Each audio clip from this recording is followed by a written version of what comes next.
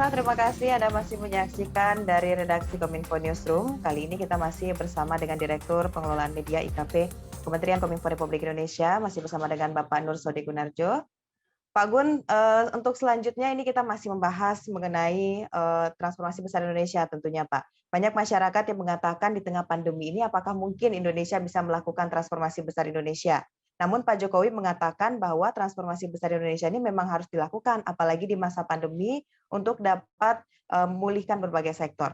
Nah, selanjutnya Pak Gun yang ingin kita bahas saat ini adalah transisi menuju energi hijau. Nah, ini kalau Bapak sendiri bagaimana mengartikan untuk energi hijau dalam transformasi besar Indonesia ini, Pak? Iya, kita harus tahu ya bahwa sumber daya kita yang berbasis bahan bakar fosil itu sebentar lagi itu akan habis. Kalaupun tidak sesegera mungkin, tetapi pada waktu tertentu nanti energi ini akan ditinggalkan ya. Sekarang kita sudah tahu di mana-mana di seluruh dunia, terutama di Eropa dan Amerika itu sudah beralih menuju ke kendaraan-kendaraan yang lebih ramah lingkungan seperti itu. Tentu saja satu hal yang dilakukan adalah bagaimana ada dekarbonisasi di sana supaya tingkat produksi karbon ini bisa dikurangi semaksimal mungkin, dan salah satunya tentu saja yang paling signifikan adalah bagaimana mengubah bahan bakar fosil ini diubah menjadi energi baru yang terbarukan, di mana energi ini kan memiliki sifat bersih, kemudian ramah lingkungan, dan salah satunya dan tentu saja tersedia. Seperti disampaikan oleh Presiden ya, kita memiliki potensi energi terbarukan ini yang luar biasa besar ya, bahwa di Indonesia ini potensi dari EBT, singkatan dari energi baru dan terbarukan ini adalah 418 gigawatt ya, baik itu yang berupa geotermal, ada angin, ada solar panel, ada biofuel, arus bawah laut, dan juga tenaga hidro. Ini tentu saja potensi yang luar biasa, di mana potensi-potensi energi ini tersedia tetapi belum dioptimalkan dalam penggunaannya. Seperti kita ketahui bersama, ketergantungan kita terhadap energi fosil, minyak, dan kawan-kawannya itu masih sangat tinggi. Dan oleh karena itu, nanti ke depan, arahnya adalah bagaimana supaya energi-energi fosil ini kita rubah menjadi green energy ya, atau energi hijau. Ini bahasa lain dari energi baru yang terbarukan. Potensi sudah dimiliki, tinggal nanti bagaimana supaya kita semua saling bekerja sama dan mendukung untuk berubah.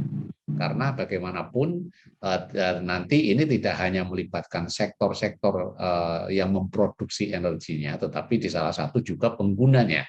Masyarakat dalam hal ini tentu saja harus mendukung bagaimana supaya kita ke depan, kehidupan kita dengan menggunakan energi baru yang terbarukan ini menjadi lebih baik, dan yang paling penting tidak merusak lingkungan.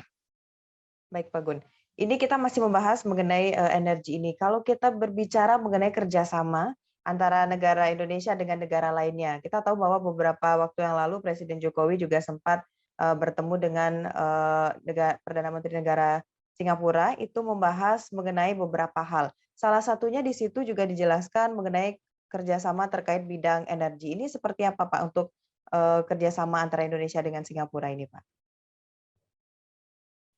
Iya, mungkin sebelum sampai ke sana ya, saya ingin sampaikan dulu bahwa untuk potensi-potensi energi kita ini sudah luar biasa, dan Presiden juga sudah lakukan beberapa kunjungan di beberapa daerah untuk mengecek seperti apa keberadaannya, dan tentu saja dalam hal ini yang paling penting adalah bagaimana kita menyelenggarakan proses untuk menuju perubahan energi ini juga kita kerjasamakan dengan dengan negara-negara lain, yang salah satunya yang sudah ditandatangani adalah dengan Singapura ya, Singapura. Nah ini mungkin yang patut menjadi catatan bagi kita adalah bahwa untuk energi seperti ini, energi yang baru terbarukan, ini kita memiliki potensi kerjasama yang luar biasa, terutama tentu saja yang paling penting dan paling dapat dilaksanakan adalah dengan negara-negara yang paling dekat dengan kita.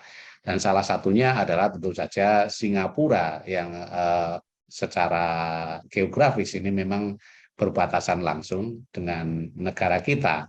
Ini tentu saja kemarin salah satunya adalah yang sudah kita ketahui bersama. Di sana sudah ada penandatanganan kesepakatan dengan Singapura untuk mempercepat bagaimana supaya pelaksanaan transisi menuju energi hijau ini bisa dilaksanakan juga tidak hanya di Indonesia tetapi juga lintas negara, dan tentu saja yang kita cari di sana adalah bagaimana nanti kerjasama ini saling menguntungkan ya. Ini kalau tidak salah 25 Oktober 2021 ini sudah ada JDA, Joint Development Agreement ya, untuk mengembangkan PLTS ya antara Indonesia, entitas bisnis di Indonesia dan di Singapura. Nah ini di sana nanti mungkin bentuknya ada semacam joint mereka untuk melaksanakan bagaimana membangun fasilitas energi yang baru terbarukan ini di antara dua negara. Nah, ini yang kemudian sudah kita kerjasamakan bersama untuk salah satunya yang patut diperhatikan adalah bagaimana ada rencana ekspor tenaga listrik yang dihasilkan di PLTS di Indonesia ini ke Singapura menggunakan teknologi transmisi kabel laut. Ya, ini tentu saja satu hal yang baru ini. Dan ini mungkin nanti bisa menjadi pilot yang juga bisa dilaksanakan juga. Misalnya nanti ada lintas pulau, misalnya di Indonesia itu juga memungkinkan. Seperti itu. Baik, jelas sekali setelah yang disampaikan oleh Pak Gun bahwa memang Presiden Jokowi ini benar-benar serius dalam melakukan transformasi besar Indonesia. Bukan hanya melakukan pemantauan di negara Indonesia saja, namun juga telah melakukan berbagai kerjasama dengan negara lain khususnya di bidang energi. Baik Pak Gun dan juga pemirsa, setelah ini kita akan bahas lagi mengenai transformasi ekonomi digital dan juga bagaimana kaitannya transformasi besar Indonesia ini dengan IKN tentunya, tetap dari redaksi Kominfo.